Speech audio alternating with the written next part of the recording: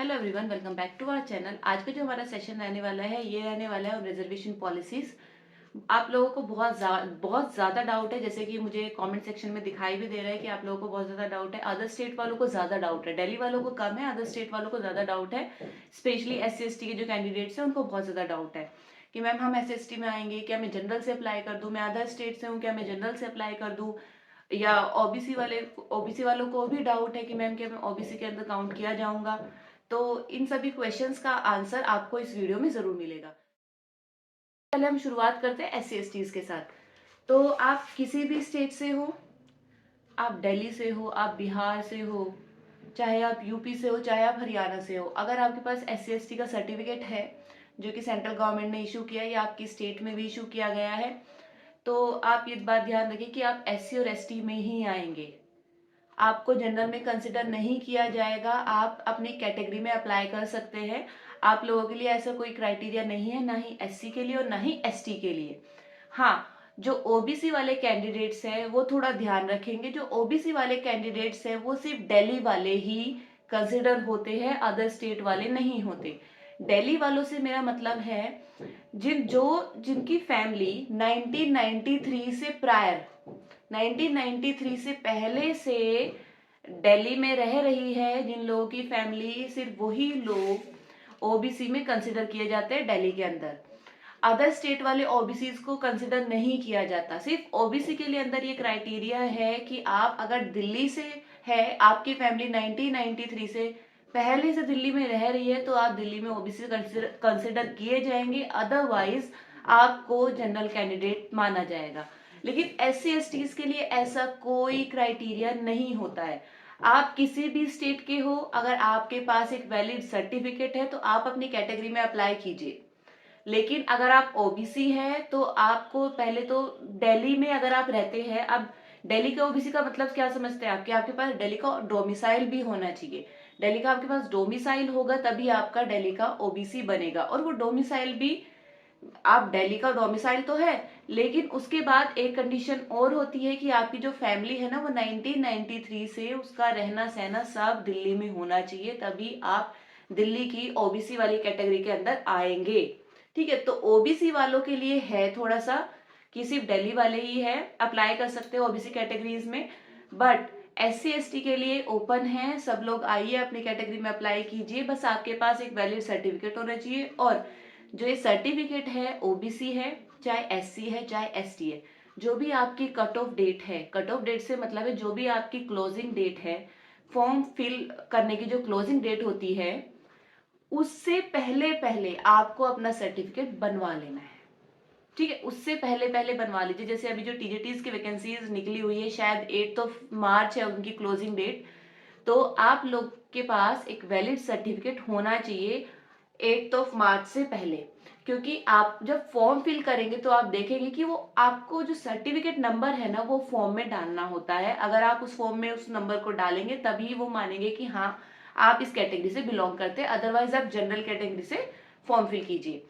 अब एक डाउट और है कि मैम मैं अदर स्टेट से हूँ, अदर स्टेट से हूँ, क्या मैं अनरिजर्व्ड में आऊंगा? बिल्कुल आप अप्लाई कीजिए। अगर आप कैटेगरी के नहीं है तो आप as a general candidate apply कर सकते हैं। दिल्ली के जो फॉर्म्स है वो सबके लिए खुले हुए हैं, ऑल ओवर इंडिया के लिए कि जो कैंडिडेट्स है सभी के लिए खुले हुए हैं। तो इसमें आप लोग ये मत सोचिए कि मैं एलिजिबल हूँ। डोमिसाइल नहीं मांगते, दिल्ली में डोमिसाइल नहीं मांगा जाता है। जैसे यूपी के आप फॉर्म भरते हैं, तो वैसे तो अब हर जगह हो गया कि अदर स्टेट के कैंडिडेट्स भी अप्लाई कर सकते हैं, तो आप लोग भी अप्लाई कर सकते हो, आप जरूर अप्लाई कीजिए। और जो डाउट है, एक दिल्ली ओबीसी का के बारे में मैं बात कर लेती हूँ। जो दिल्ली ओबीसी वाले कैंडिडेट्स है उनको एक सर्टिफिकेट बनवाना होता है NCL का, जो कि ना बार बार रिन्यू होता है। तो वो रिन्यू जो जो आप जिस डॉक्यूमेंट को ओबीसी को जब आप रिन्यू कराते हैं, तो वो आपका एक फाइनेंशियल ईयर के लिए रिन्यू रिन्यू हो जाता है। तो आप जैसे जो भी कैंडिडेट्स है, ओबीसी वाले जो कैंडिडेट्स है, वो प्लीज अपना NCL जल्दी से जल्दी रिन्यू करा ले। NCL का नंबर नहीं चेंज होता। NCL का जो आपका जो ओबीसी वाले सर्टिफिकेट का नंबर है, NCL में वही नंबर आता है, और आपको अपना ओरिजिनल ओबीसी का सर्टिफिकेट का नंबर ही अपने फॉर्म में भरना होता है। बट आप NCL अपना कट ऑफ डेट से पहले जरूर रिन्यू करा ले, वो बहुत जरूरी है। और 15 दिन लगते हैं। अभी अगर आप थोड़ा सा उनसे बात कर लेंगे तो वो टाइम से आपका रिन्यू भी कर देंगे।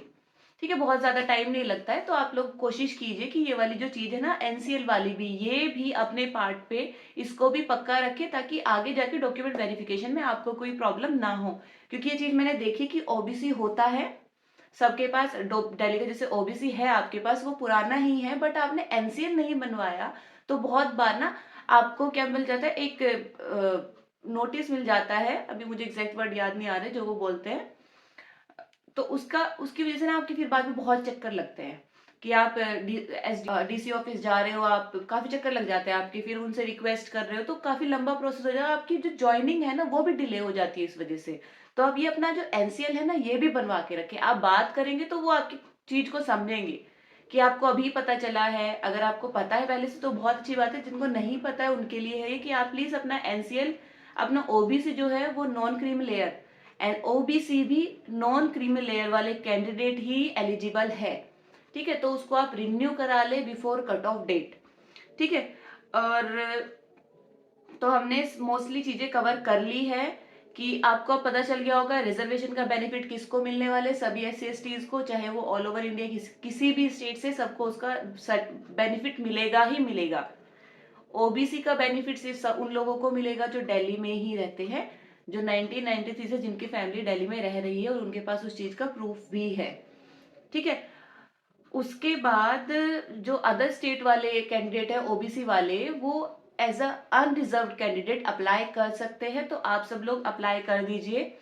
कैटेगरी से है तो अपनी कैटेगरी में कर दीजिए, कैटेगरी में नहीं है तो as a unreserved candidate apply जरूर कीजिए। और अगर आपने अपना एनसीएल नहीं बनवाया है अभी तक तो जाइए वो फॉर्म भर दीजिए, बन जाएगा। अभी भी 10-12 दिन है, बोलने की बात होती है 15 दिन, आपका जल्दी भी बन जाता है। अभी भी है फॉर्म क्लोजिंग में 10 दिन अभी भी है, 10-12 दिन अभी भी है, तो आप जाइए अपने एनसीएल के लिए अप्लाई कीजिए और वो आपका पहले ही बन के आ जाएगा। बस ये होता है आपका जो ओबीसी सर्टिफिकेट है ना वो पहले से आपका बना होना चाहिए, उसका ही सर्टिफिकेट नंबर जाता है, इशूइंग डेट जाती है, तो वो बहुत इंपॉर्टेंट होता है। ठीक है, तो अगर आपको मेरी वीडियो पसंद आई, अच्छा लगा, आपको जो मैंने इन्फॉर्मेशन आपके साथ शेयर की है वो पसंद आई हो, प्लीज मेरे वीडियो को लाइक कीजिए, शेयर कीजिए और सब्सक्राइब कीजिए। Thank you.